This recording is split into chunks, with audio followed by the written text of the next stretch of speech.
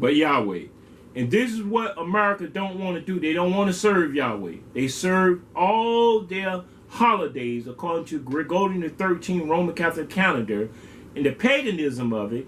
And they do not want to turn and repent because they have done great evil in this land as a nation of people. And you have some righteous people that try to uphold this country. That's why it's been spared this long. But it's coming to an end. Yes, it is. Because people don't have a conscience no more. Satan has taken away their conscience. And this is what Israel finna deal with. He finna deal with how the people was taken away by the spirit of the land that came in among them when they mingled with them and began to take with them. All right? Verse 2. The names I can't pronounce it that good. I tell you the truth and lie not. So if you see me skip over a name, that's the reason why. But I won't skip over the patches, the meshes of this, the pages, or anything else. And here goes Shezem, the son of Jehu, one of the son of Elam, answered and said to Israel. Now, this is what they answered and said to him. We have trespassed against our Creator and have taken strange wives of the people of the land. Yet now there is hope in Israel concerning this thing. They said there was hope still there. Now the hope gonna have to do some work. You can't have hope and can't do work to bring forth hope into the truth of the matter. If hope is dealing with a matter, you're gonna have to have someone that got a love for the truth.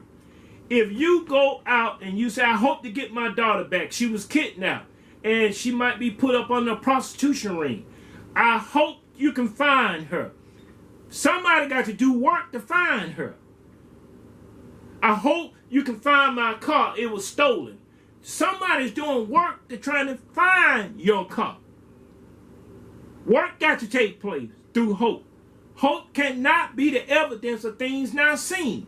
It's the things that are seen, and with the things that are seen, you hope for it. And this is what they was doing. They were saying there was still hope here. But we're going to have to do some work. We're going to have to work this thing out. And let's begin doing the work. Now, therefore, let us make a covenant with our Creator. Notice what the covenant they said they was going to make with Yahweh. To put away all the wives. They had married these women of the heathenism, paganism, sorcery, witchcraft. Just like all the Hebrew with Lot went down to Sodom and Gomorrah, and the Hebrews didn't convert Sodom and Gomorrah into serving Yahweh.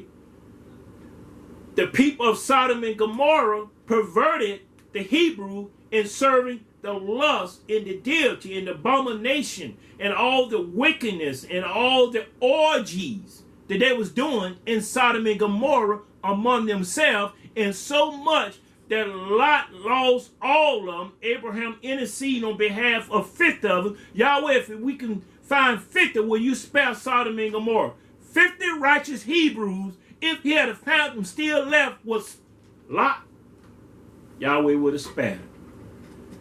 He couldn't find 10. Even his daughter was taken over with the stuff they were using in Sodom and Gomorrah. When they laid down and wake up, they didn't perceive who they laid down with, neither who they woke up with. They kept that and brought it in. They got out, but the spirit didn't get out. The spirit of Sodom and Gomorrah was still with Lot, $2. They did it into their own father. So when you say something here, this is the way of the Christian and the Jews. The Hebrew is doing something, excuse me. Now, therefore, let us make a covenant with our Creator to put away all the wives and such as are born of them, the children, according to the counsel of my Lord, Ezra, and of those that tremble at the commandments of our Creator. And let it be done according to the law.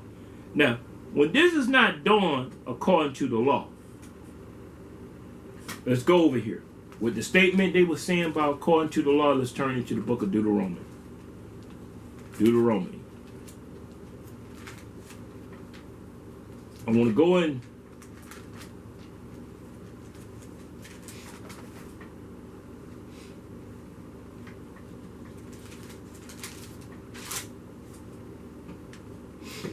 Deuteronomy chapter 7,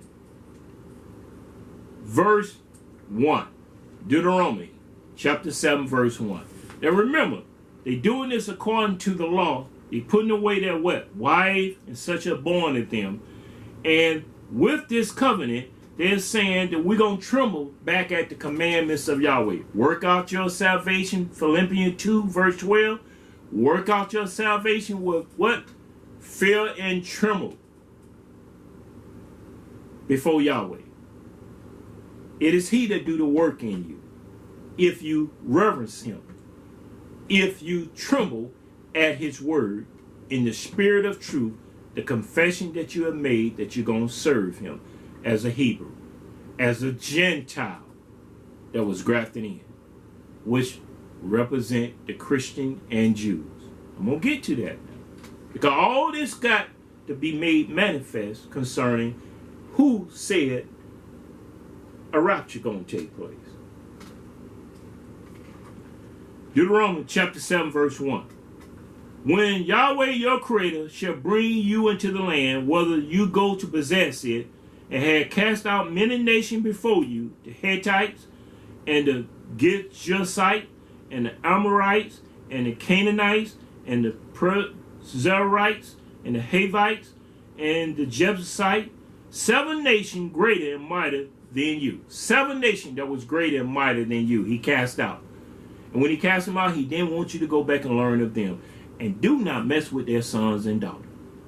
And if you mess with their sons and daughters, you're going to have children unto them. And if your sons and daughters have children unto them, they're going to turn your heart away from me. They're going to turn your conscience into worshiping pagan and idols and all kinds of witchcraft. Let's see. And when Yahweh your creator shall deliver them before you, you shall smite them and utterly destroy them. You shall make no covenant with them, nor show mercy unto them. Neither shall you make marriage with them. Your daughter you shall not give unto his son, nor his daughter shall you take unto thy sons. For they will turn away your son from following me, that they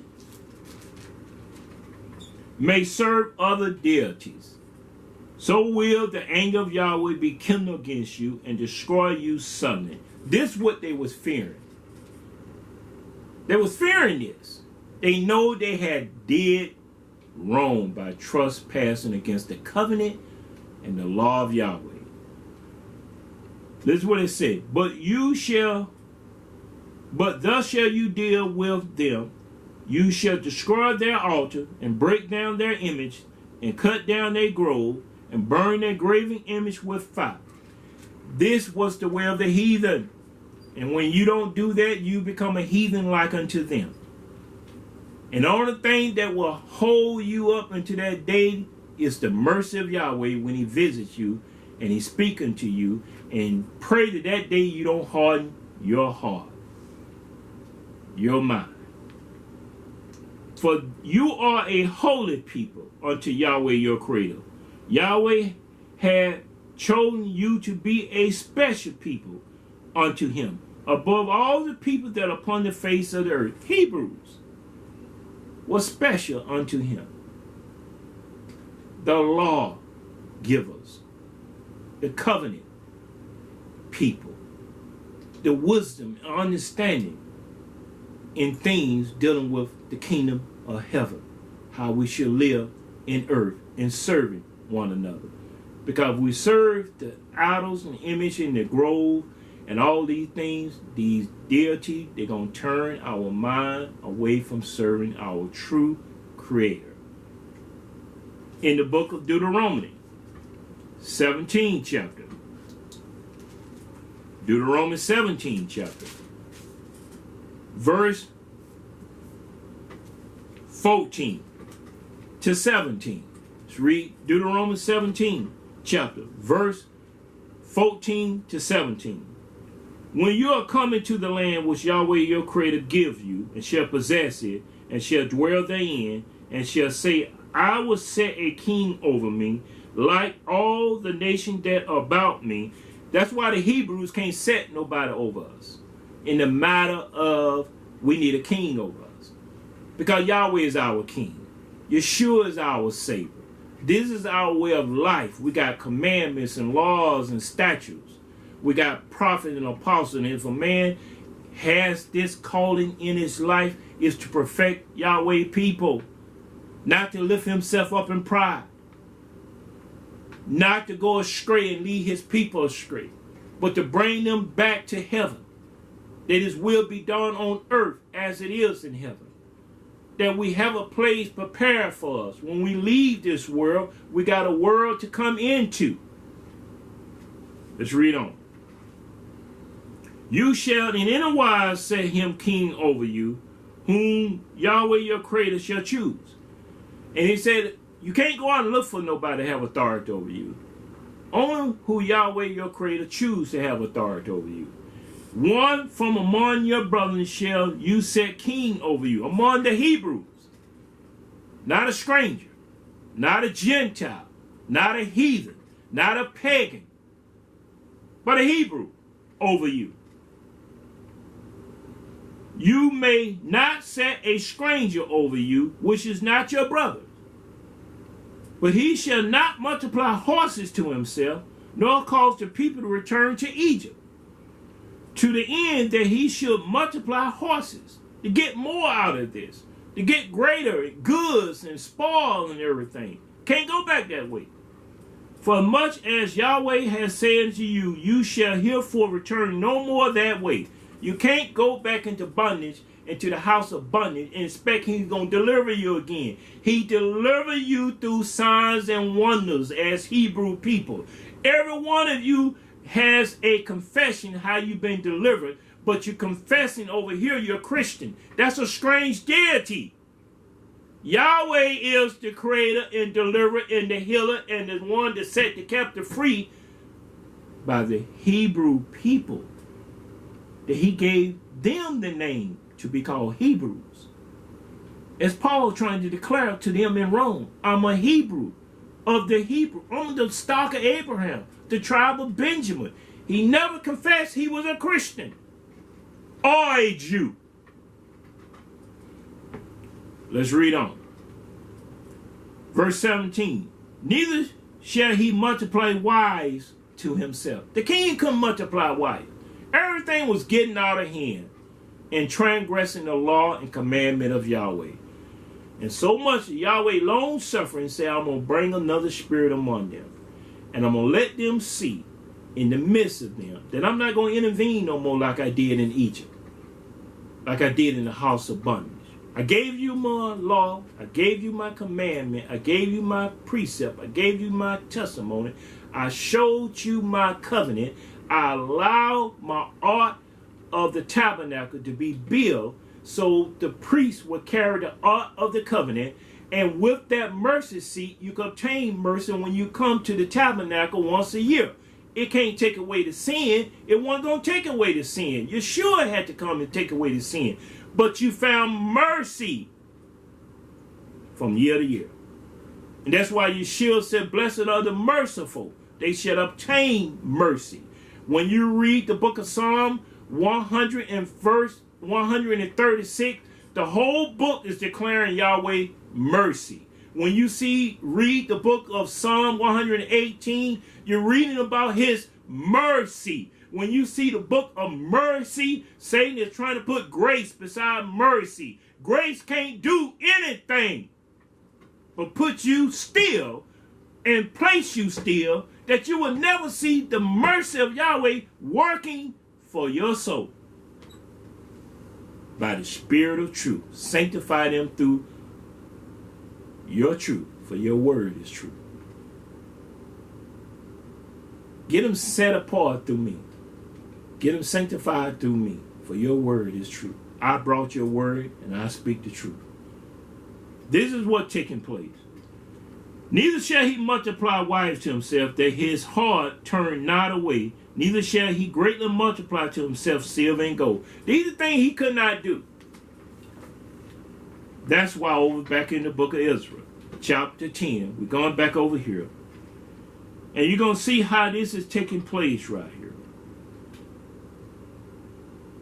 There was hope in Ezra concerning this. Verse 3. Now therefore let us make a covenant with our Creator to put away all the wives, and such as are born of them, according to the counsel of my Lord, and of those that tremble at the commandments of our Creator, and let it be done according to the law. That's why you see in Philippians, work out your salvation. Work out your salvation with fear and tremble. They were trembling at the commandments of Yahweh, and they was trembling because at the time it was rain and it was also cold. They know they had to tremble before Yahweh. The cold made them tremble even more because they was being afraid that Yahweh's wrath might come upon them if they have not found sincere in their covenant. He was going to cut them off. Israel was standing in the gap, making a confession and praying for them. Arise, verse 4. For this matter belongs unto you. Arise, Israel. Get up. This matter belongs unto you. You speak on behalf of Yahweh. We know this. We know what you're saying.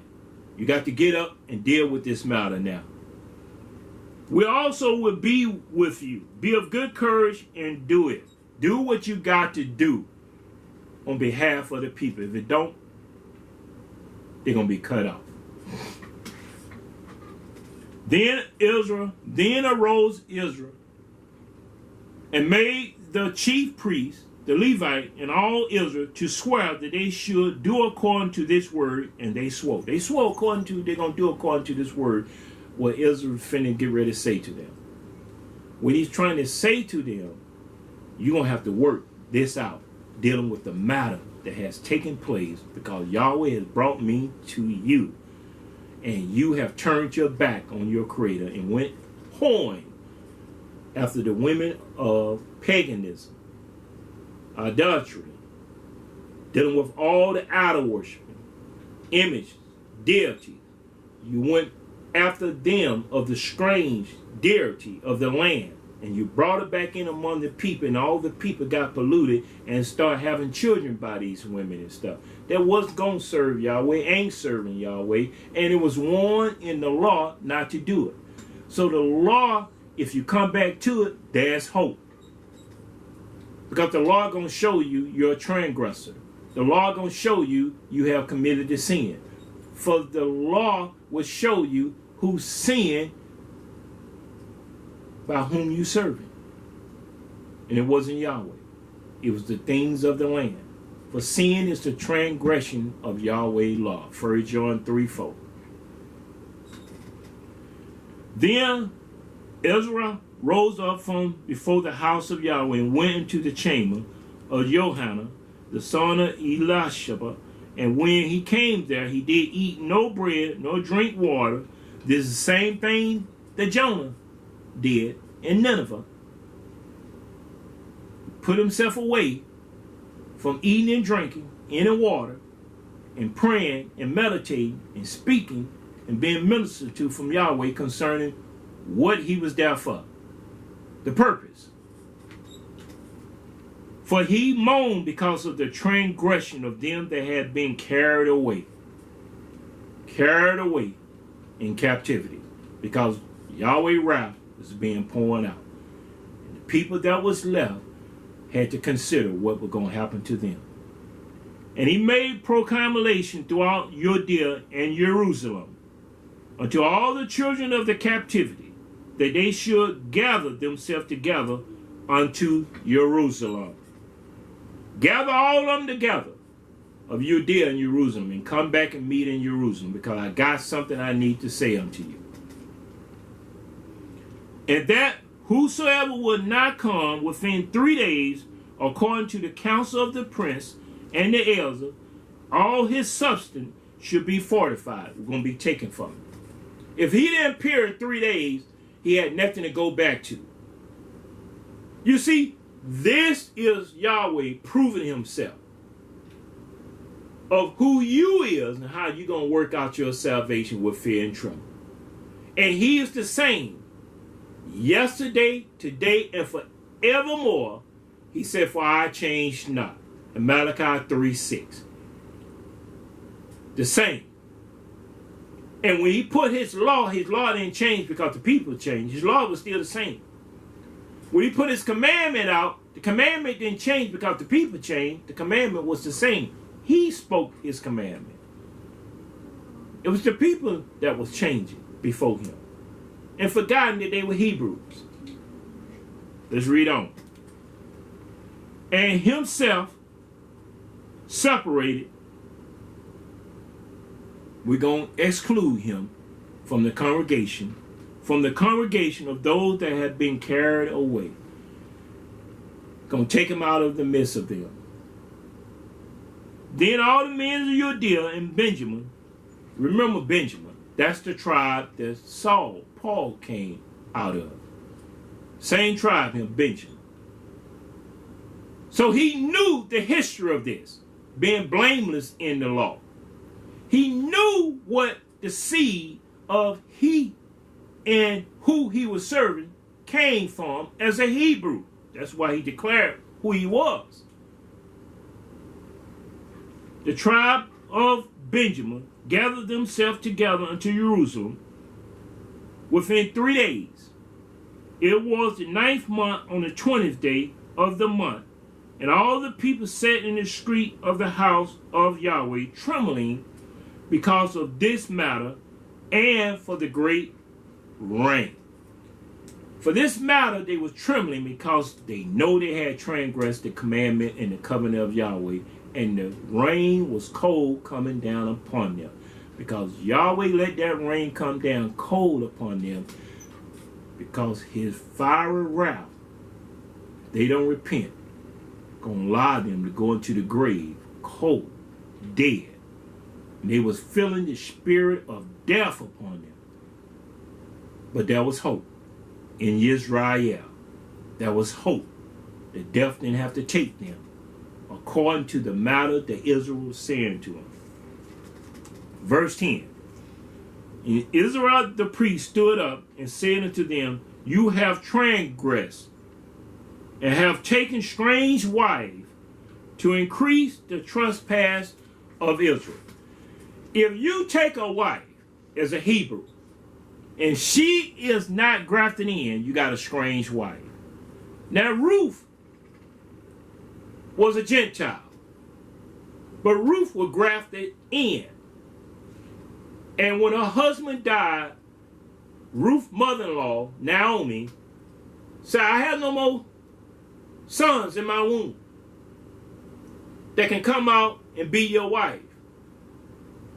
And the thing that Naomi was saying to her daughter-in-law was true and righteous altogether. But Ruth had something in her being grafted in that she had to tell Naomi, where you go, I go. Where you sleep, I sleep. Your creator is my creator. I will not leave you. The covenant that she made unto her husband, she made it unto Yahweh. She just need to be with Naomi as a Hebrew woman and not go back to her people because she was not of them no more. She was grafted in. She wasn't trying to confess she was still of them. She was confessing of Naomi that I am of you. I go where you go. Where you sleep, I sleep.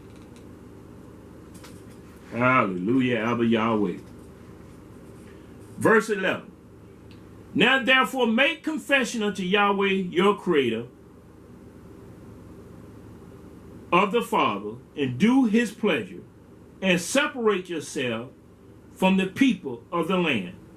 Now, if you don't want to separate yourself from the people of the land, then I'm going to share something with you I hope you see concerning what we're saying also about separating from the people of the land. Let's go over in 2 Corinthians. 2 Corinthians. Because this is all being said to you this day. The day that you hear his voice, harden not your heart. I pray and hope that you hear his voice speaking out of me as a messenger that Yahweh has ordained and anointed to walk upright before him in the land of the living every day of my life. I do not take one day out of a week of my life to try to walk before him in the land of the living. Every day of my life, my breath, I will bless Yahweh at all times. His praise should continue to be in my mouth. If he continue to let me get up, his praise is going to be found in my mouth, in my wife's mouth, and in my son's mouth. We praise him with the fruit of our lip, giving total thanks to his set apart name. Because he set us apart in righteousness and truth. And he gave me the foundation to lay foundation in your life. If you want to stand on a sure rock of a foundation that you don't be taken in the day of evil. Because the days are evil. Let's read here. 2 Corinthians 6th chapter. We're going to start here at verse 14. 2 Corinthians 6th chapter verse 14. Be you not unequally yoked together with unbelievers. That's what happened to Israel. When they took strange wives, they were yoked together with unbelievers. The church loved to put unbelieving people with unbelieving people. Because a Hebrew ain't going to take an unbelieving person. A Jew will, and a Christian will. But a Hebrew and a Muslim have a covenant with Yahweh, with Allah. And Allah only means in Arabic is Almighty. Submission to Almighty. That's the language that Yeshua spoke when he came. Aramaic and Hebrew, in the same language that Daniel spoke in the time of King Darius, and in the time he was there in Persia. He spoke Syria. He spoke the language of them with Hebrew, Aramaic. For what fellowship had righteousness with unrighteous? The question is, how can you marry somebody and they serve an idol in the image and you both be serving the Creator and worship him in spirit and truth? What fellowship you going to have? In the bed? In the bed is defiled. Because adulterers and fornicators, Yahweh going to judge. It's not honorable in all things. So if your bed is defiled, and you still with that woman in unrighteousness, and then you bear children to her in unrighteousness, then your children either going to become a bastard, and the children of the daughter going to become a whore in the world today. Let's read on. And what commune had light with darkness? And what concord had Yeshua with Belial? Or what part had he that believeth with an infidel? And what agreement had the temple of Yahweh with idols? This is all what they was doing back there. Well, we're going to still read and see how many had given themselves over to the people of the strange land, to idol worshiping, image and false deity and stuff. So Paul is trying to tell them, to the Gentiles, that this is what you was doing. If you come into Yeshua, you're coming into the straight and narrow way. You're coming in because you're being grafted in. You're a heathen. You can confess anything you want to confess of your religion static, but you're a heathen. You're a Gentile. You want to say you're a Christian, you're still a heathen. You're still a Gentile. If you ain't grafted in, that's what you are. If you're grafted in, then you're going to have to become what Yahweh gave his Hebrews to obey him in. His voice. You can't keep calling yourself a Christian, then believe on Yahweh through Yeshua, because Yeshua was a Hebrew. He was the stock of Abraham in the tribe of Judah. He came down through 42 generations to come unto Judah. And with that one tribe, he knew there was still 11 tribes of his people, and he came into his own, and his own received him not. But as many as come to him and believe, they become the sons and daughters of Yahweh, as Hebrews, not as Gentiles. You can't stay a Gentile coming in through Yeshua, because you ain't going to have no rapture. All this leading to the rapture. For you are the temple of the living Creator. As Yahweh has said, I will dwell in them and walk in them. I will be their Creator, and they shall be my people. Wherefore come out from among them, and be you separated, said the Lord. That's the same thing in the book of Israel, over here in the 10th chapter, verse 11. Now therefore make confession unto Yahweh your Creator of your fathers, and do his pleasure, and separate yourselves from the people of the land, and from the strange wives. The strange wife that you got among you, you're going to have to come off from among them, because if you stay, you're down. You have the spirit of delusion. And in Galatians chapter 6, verse 7, Paul was trying to tell the same thing to the Galatians, the Gentiles, the heathen. If they're going to be born again, if they're going to come through Yeshua, you got to realize, be not deceived, Yahweh is not mocked. For whatsoever man soweth or woman soweth, so shall they reap. So if you're going to reap what you sow, Yahweh don't have to bring forth his signs and wonders no more. He bringing forth the spirit of delusion, that you rather believe a lie than the truth, that you might be down, because you're going to reap what you sow. You ain't going to escape it. There's no escape unless you confess and repent. He said if we confess our sin, he's truthful and just to forgive us of our sin and to cleanse us from all unrighteousness. That's what was taking place over here. A cleansing had to take place. The only way that cleansing can take place is put away the children and the wives that they have mingled themselves with through lust. They lusted after the women of the land that was all in their way of nakedness, showing their body, enticing them, showing their nakedness. They were enticing them with their sorcery and with their witchcraft. They got enticed and married them. But the marriage was not into Yahweh. It was into the land of the women of the land. Just read on here. 2 Corinthians. Verse 17. Wherefore come off from among them, and be you separated, said Yahweh, and touch not the unclean thing, because they was touching the unclean things, the idols, the image. They had to burn them. And I will receive you, and will be a father unto you, and you shall be my sons and daughters, said Yahweh Almighty. Allah. Almighty, Ner, in Hebrew. Almighty. Chapter 7, verse 1. Having therefore these promises, dearly beloved, let us cleanse ourselves from all filthiness of the flesh and spirit, perfecting holiness in the fear of Yahweh. Where's his fear at? His tremble before his word. Where is the spirit of truth confessing that I have been entangled in the yoke of bondage? I have mingled myself with unbelievers.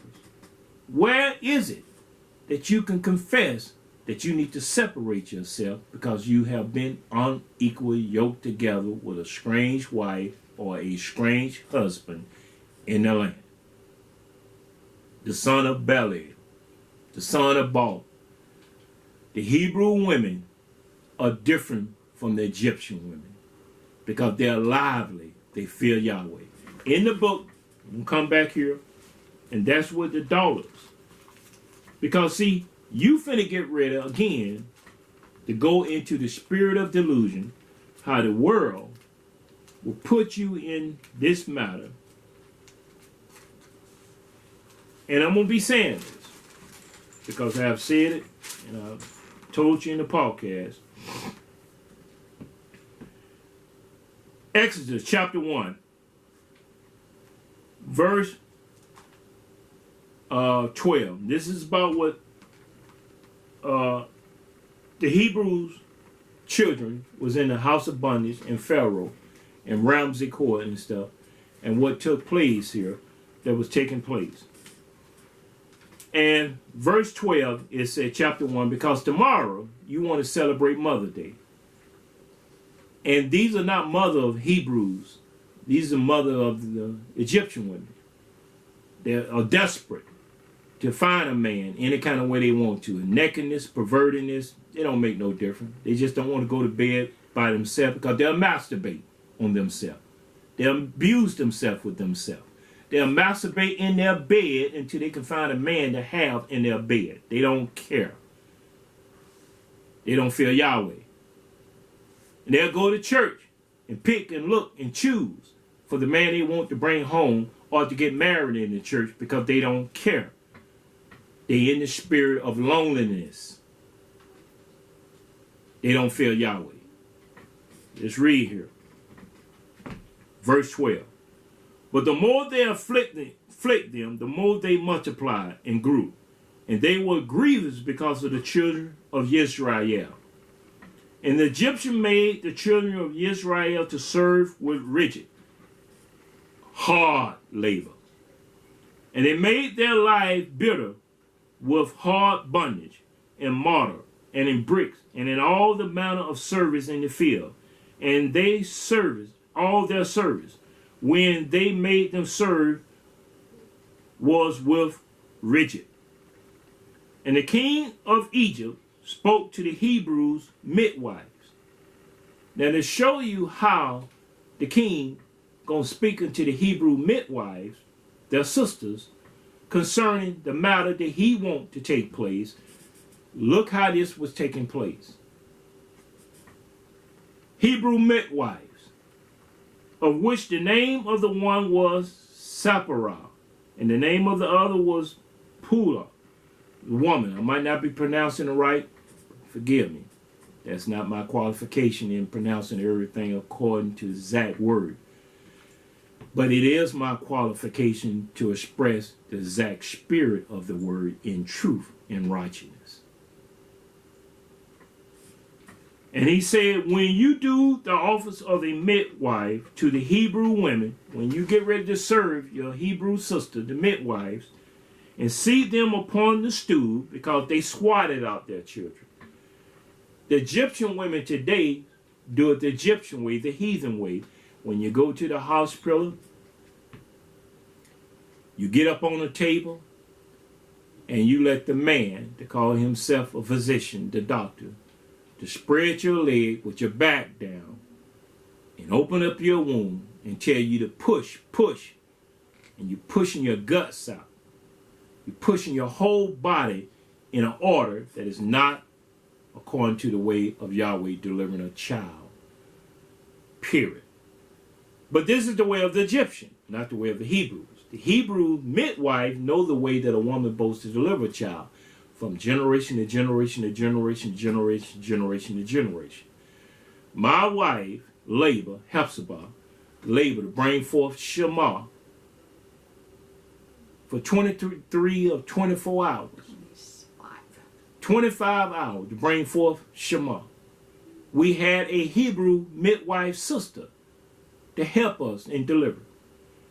On the altar, New York, in a cabin. And with this taking place, her labor brought forth Shema, a male child. I caught his head from her womb. The Hebrew midwife did the work in helping her squat out our son. And with this taking place right here, I was able to receive him, and they was able to cut the biblical cord, and I lift him back up to heaven and gave him back to Yahweh. Firstborn male child shall be rendered unto Yahweh. And on the 8th day we circumcise him according to the law and commandment of Yahweh. Because our love for our Creator, according to his law and commandment, we was able to perform that. And that's why we bring him up in the way he should go unto Yahweh. So when he get old, he won't depart. But he was brought up according to the law that Paul was saying the same thing what took place with him. What took place with me. What took place with my brother. My mother did the same thing. We didn't go down in Egypt. We didn't go to the Egyptian. Even though the Egyptian and Egypt were the same people, they worship the idols and the image and the deity of the dead, not the living. Let's read on. And he said, verse 16, when you do the office of a midwife to the Hebrew women, and see them upon the stool, if it be a son, then you shall kill him. But if it be a daughter, then she shall live. But the midwife feared Yahweh. And here goes that fear and reverence. The midwife feared Yahweh. Now, the midwife this day are the Hebrew women. You can't tell a Hebrew woman tomorrow is Mother Day. Because you trying to go into a Mother Day doctrine, one day out of a year, you trying to give her honor on behalf of her carrying you in her womb for 9 months, 8 months. You going to give her honor one day out of a year? It said honor your mother and your daddy, your Emma and your Abba all the days of your life, that your days may be long, prolonged upon the face of the earth. But Gregorian the 13th Roman Catholic calendar say you got one day out of the year to honor your mother. And you take that one day out of the year and you try to honor your mother. If she received that, she's a Gentile. She is an Egyptian woman and she want to get that honor because the Hebrew women get honor every day of their life as a Hebrew that fear Yahweh. Yahweh gonna give her honor, and the honor she receives, she'll know she getting it out of true love and affection because she's cared for and loved, not by gifts. Because gift blind the eyes of the wise and prevent the word of judgment. You can give your mother a gift and this and that, and she ain't gonna say nothing else to you about sin. Because she don't want that gift to get away from her because she get it only one time out of the year. You bring everything in her dwelling that defile the whole surrounding of the place. But you want to give her anything and everything that you can give her. Here, the midwives fear Yahweh. Let's read on. But the midwife feared Yahweh and did not as the king of Egypt commanded them, but saved the men children alive. And the king of Egypt called for the midwife and said unto them, why have you done this thing? And have saved the men children alive? Ask them this question. Why did you save the male children alive? Why did you not kill them? And the midwife answered. And the midwife said unto Pharaoh, because the Hebrew women are not as the Egyptian women, for they are lively, they are strong, they are mighty in their creator. And a deliverer of error already delivered the child, the midwives come unto them. The child's already delivered before they can get there and help them. The midwives knew that their sisters was lively. They had the strength of Yahweh in their womb to bring forth a child with their help or without their help. But the Egyptian women are not. Let's read on. Therefore Yahweh dealt well with the midwife, and the people multiplied and waxed very mighty.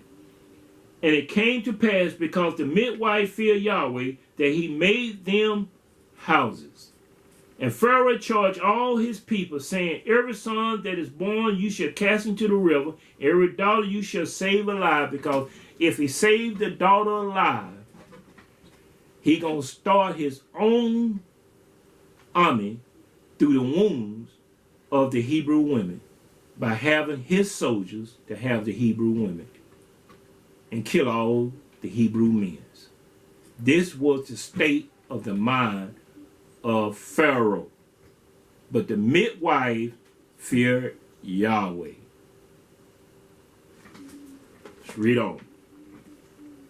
Coming back here to Ezra.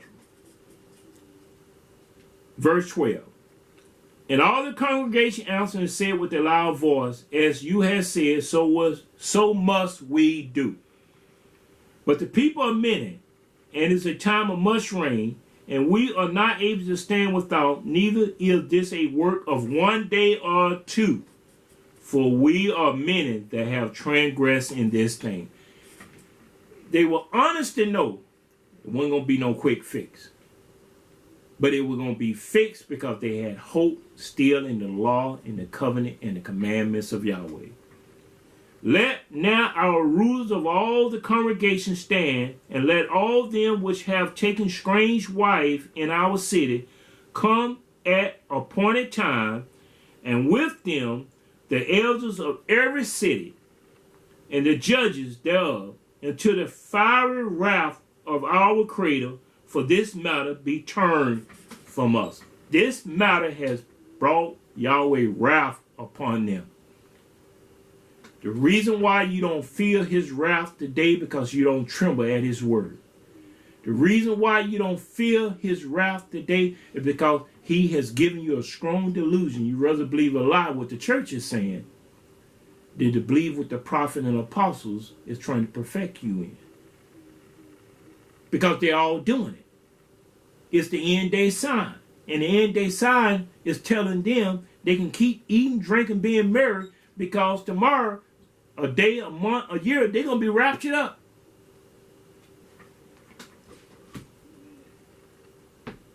Only verse 15.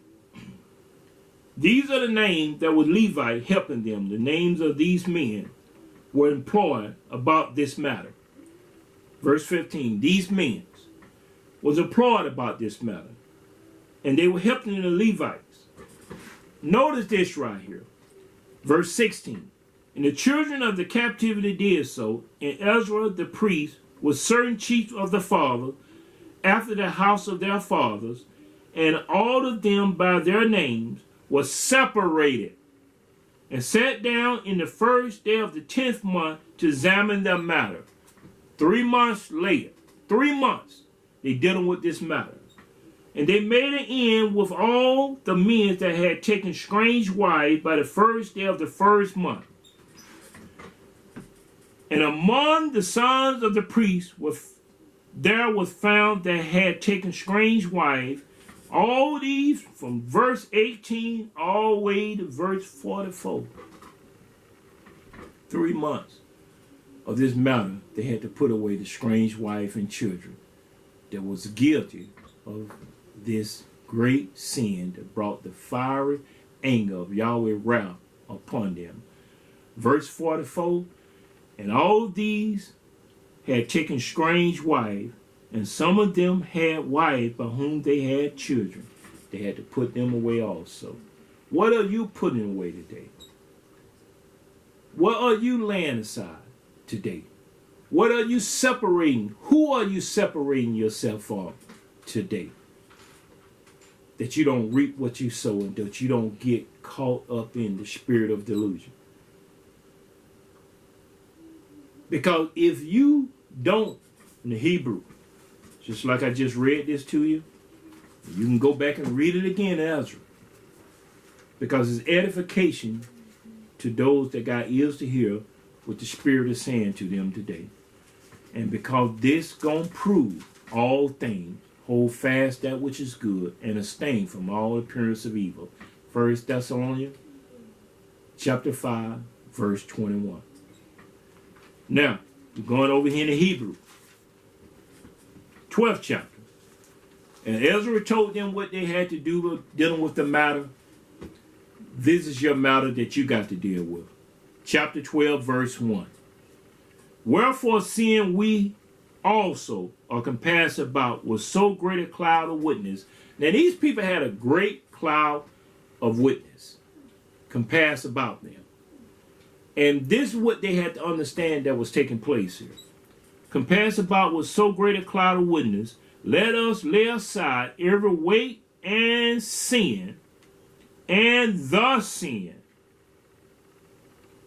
which does so easily beset us, and let us run with patience the race that is set before us. And if you're not running with patience out of sin, the race that is set before you, you can't find Yeshua looking to him, the author and finisher of the truth of this matter. It can't take place. So let's go back over here in the book of Romans. We're going right back over here in the book of Romans, 11th chapter, and we'll see why, verse 6, if by grace, then is no more of work. That was a lying spirit. Because you see, the people had to do the work to put away sin and the strange wife and do the things that they had to do. They couldn't be up under grace. They was up under his mercy. He showed them mercy and hope. Hope to work out their salvation with fear and trembling. What he said in Philippians chapter 2, verse 12. Let's read on. What then, verse 7? Israel had not obtained that which he seeketh for, but the election had obtained it, and the rest were blinded, had obtained mercy.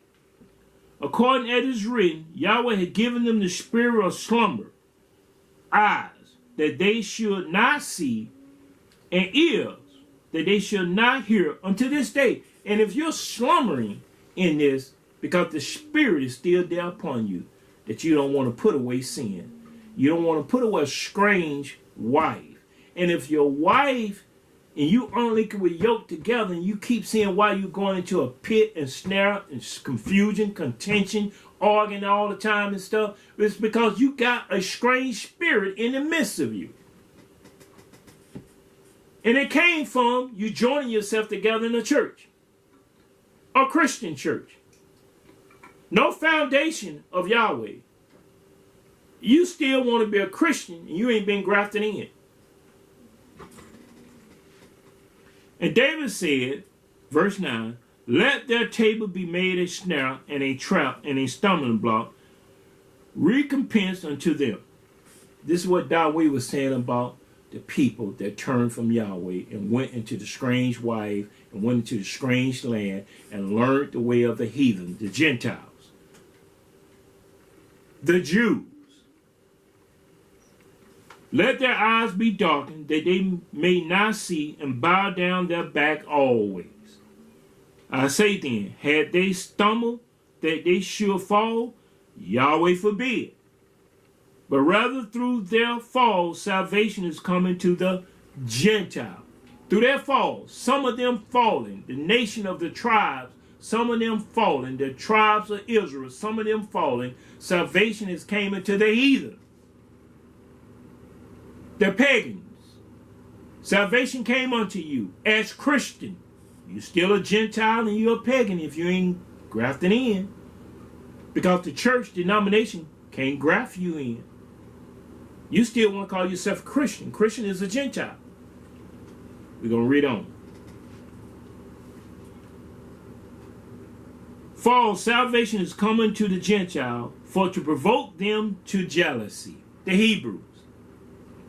Now, if the fall of them be the riches of the world, and the diminution of them the riches of the Gentile, how much more their fullness? The fullness of this thing going to take place. And you're seeing the fullness of the riches of the Gentile manifesting through the United States and Europe.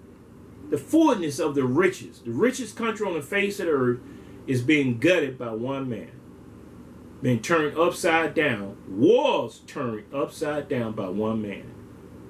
Everything is out of order now. Everything is taking place by the Gentile, not by Hebrews. By Gentile. You're reaping what you have sown. Be not deceived. Let's read on. Verse 13. For I speak to you Gentiles, inasmuch as I am the apostle of the Gentile. He was a Hebrew. He was an apostle of the Gentiles. You understand? We're getting closer, but I got to lay this out for you will be not deceived. And you can hold fast to that which is true.